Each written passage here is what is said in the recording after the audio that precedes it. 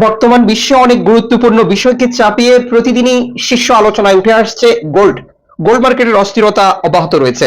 দাম কমে যাওয়া, বেড়ে যাওয়ার ঘটনা প্রতি মুহূর্তেই ঘটছে আন্তর্জাতিক ডলার মানদণ্ডে।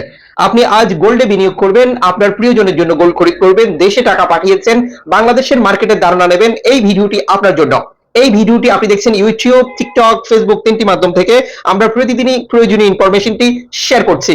অক্টোবর মাসের 28 তারিখ বাংলাদেশের তথ্য অনুযায়ী 22 ক্যারেট এক ভরি আজ বাংলাদেশের মার্কেটে 2,04,283 টাকা বিক্রি হচ্ছে। মাত্র একদিনের ব্যবধানে সমিতি রেটে পরিবর্তন এনেছে। এক আনা গোল্ড 12,767 টাকা 69 পয়সায়।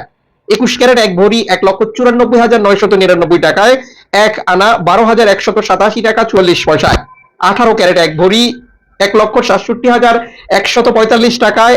এক আনা 10,446 টাকা 56 পয়সা। বাংলাদেশের মার্কেটে গোল্ড সমিতি দ্বারা নির্ধারণ করা হলেও আন্তর্জাতিক ডলার মানদণ্ডে এটি প্রতি সেকেন্ডেই পরিবর্তন হচ্ছে। আপনি হিসেব করলে বুঝতে পারবেন আজ আপনি গোল্ড খরিদ করে কতটা লাভবান হয়েছেন।